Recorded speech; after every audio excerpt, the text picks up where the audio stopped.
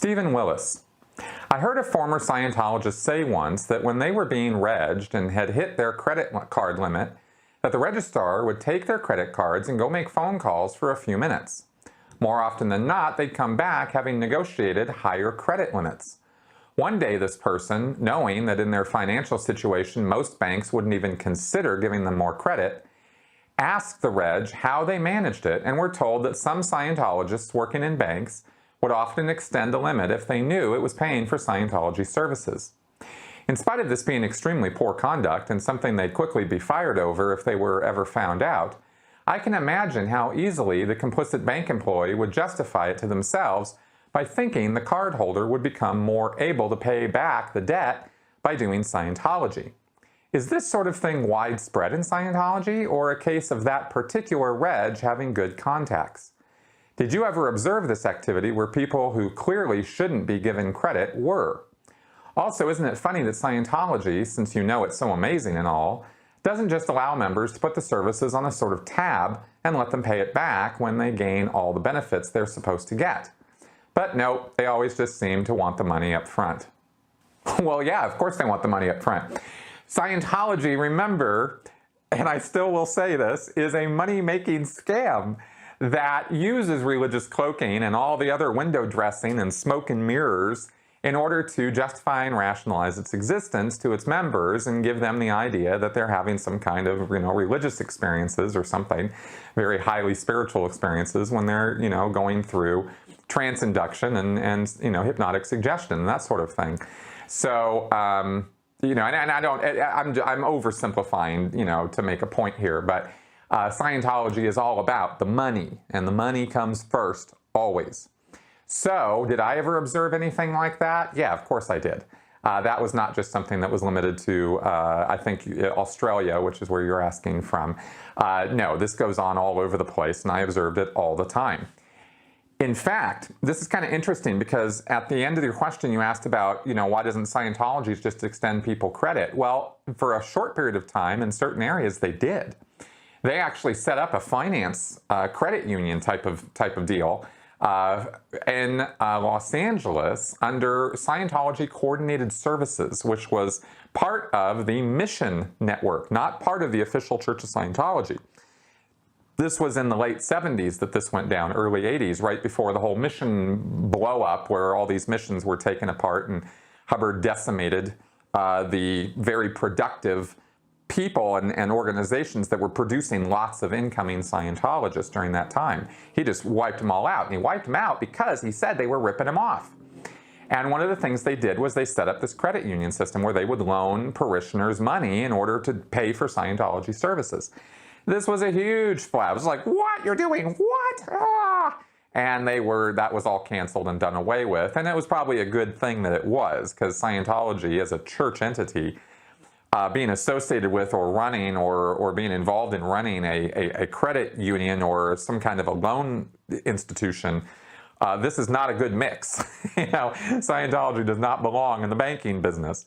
So this was, as far as I know, this was the brainchild of a man named Carl Barney, who was the mission holder, the person who was overall responsible for these missions in the Southern California area.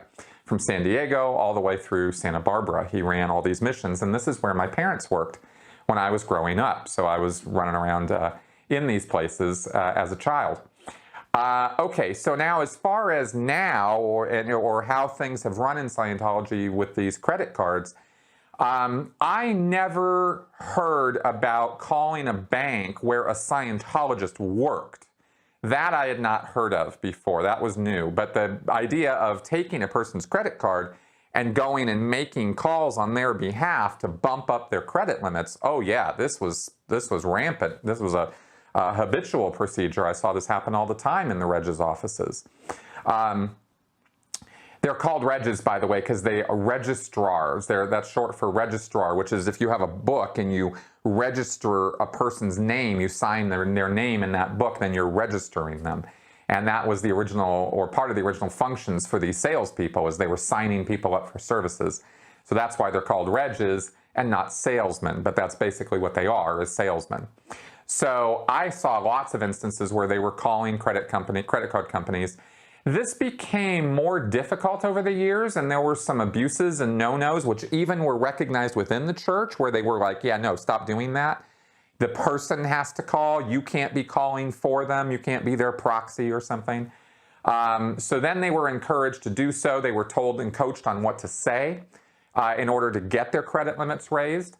Even when they thought it was impossible, the Regs had a whole drill down on this is how you say it, this is what you say, this is what you ask for, and let's see if we can get this. Because the whole idea during a sales cycle in Scientology or a Reg cycle is that, yes, you are going to become more able, more causative, more spiritually aware as a result of the auditing that you're going to be getting, or even as a result of the courses that you're going to be doing. So it's sort of taken for granted that you're going to be in a better place when you're done with the services. So anything you need to do in order to get those services is fully rationalized and justified by this, claims of improvement. And it was only when people would fall for this a couple times usually and not be in a better place after their auditing was done. And then they're like, well, I can't, come on, man, I can't afford this anymore. I don't want to do this. This is blowing my credit. I'm too much in debt. And the logic of Scientology with this nonsense of you're going to be more able as a result of the auditing we're selling you or the services we're selling you, this logic never stops. So you can just keep coming back at the guy with this. And he's like, yeah, but it's not, Scientologists wouldn't necessarily sit there and say, well, you said that last time and get all weird. But they would definitely express their exasperation over this. And they'd be like, yeah, but, I like it's sacrilege to say that's bullshit or that's not going to happen or I'm not going to be more able.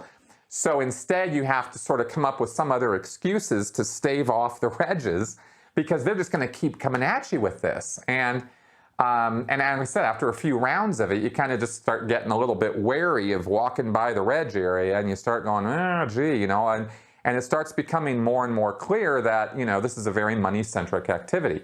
And that has caused plenty of people to just go out the door and never walk back in. So this in a way, this greed, this avarice has caused a lot of people who were committed Scientologists to just hit the road and never look back over the years, of course. So that's kind of the deal with that. They'll do and say anything in order to get this person a loan or extended credit or borrow money from his family or friends or other Scientologists. Now, there came a point, I will wrap up with this, there came a point where arranging loans of any kind, this was actually verboten in Hubbard's policies, but that didn't stop people from doing it, obviously. But it did, it wasn't just verboten according to Hubbard's policies. There came a point where Miscavige or somebody senior ordered, look, that's it. No more of this arranging loans. It is completely, it just gets us into hot water, it gets us into trouble. That's it on that. And they would not allow that kind of activity to occur anymore, and Regis started having to be more careful. That, as far as I remember, started happening in the early, mid-2000s, because that's when I was a Reg, and that's how I was told to handle that sort of thing, is no loan arranging. They have to, the parishioner has to work out getting the money. Now, that became a rule. I'm pretty sure that rule was dumped or violated many, many times afterwards when the basics came out and there was all that intense call center pressure to get sales no matter what. And during that period of time, credit cards were being banged even without the parishioner's permission.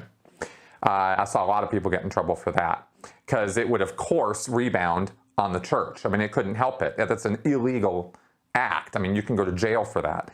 So the church had to, whoa, stop, when that started coming up. And they had to throw a couple sacrificial, salespeople on the barbecue and roast them for that because the church really could get in a lot of hot water for credit card fraud. So that's what I know about all that.